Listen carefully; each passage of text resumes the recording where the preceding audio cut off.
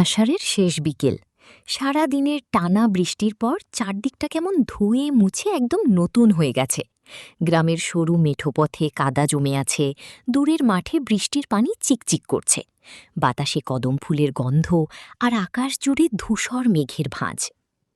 নদীর বয়স 18, সদ্য কলেজে ওঠা, শান্ত স্বভাবের একটা মেয়ে।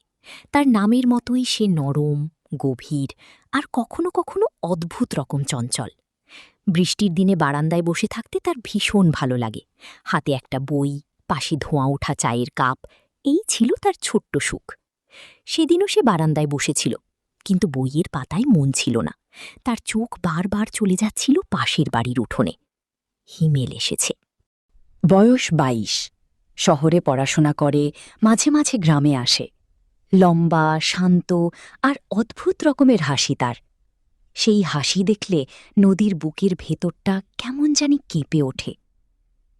এই অনুভূতির নাম নদী জানত না, শুধু জানত হিমেল এলে তার ভালো লাগে, খুব ভালো লাগে।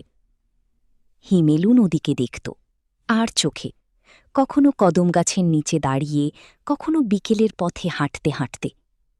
তবু দুজনের মধ্যে কথাবার্তা খুব কম, শুধু দেখা হলে একটুখানি হাসি কিংবা মাথা নেড়ে অভিবাদন।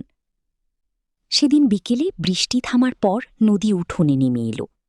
কদম গাছের নিচে পড়ে থাকা ফুল কুড়োতে লাগল। ঠিক তখনই পেছন থেকে ভেসে এলো পরিচিত কণ্ঠ। কদম ফুল এত পছন্দ? নদী চমকে তাকাল। হিমেল দাঁড়িয়ে আছে। ভিজা বাতাসে তার চুল এলোমেলো, চোখে সেই চিরচেনা মায়া। সে মৃদু হেসে বলল, রবীন্দ্রনাথ বলেছিলেন, এমনও দিনে তারে বলা যায়।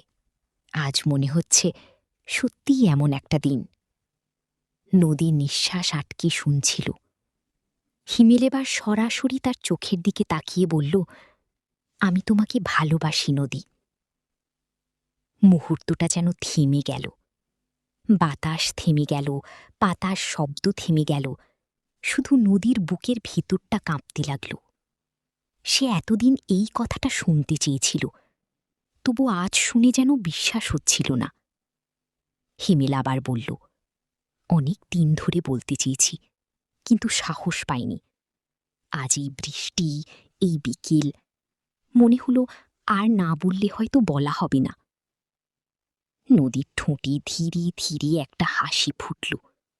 সে নিচু স্বরে বলল, আমিও অপেক্ষা করছিলাম। হিমেল অবাক হয়ে তাকাল। সত্যি? নদী মাথা নেড়ে বলল, হ্যাঁ, শুধু ভাবতাম তুমি কবে বলবে। হিমেলের মুখে এমন উজ্জ্বল হাসি ফুটল যেন মেঘ সরিয়ে রোদ নেমেছে।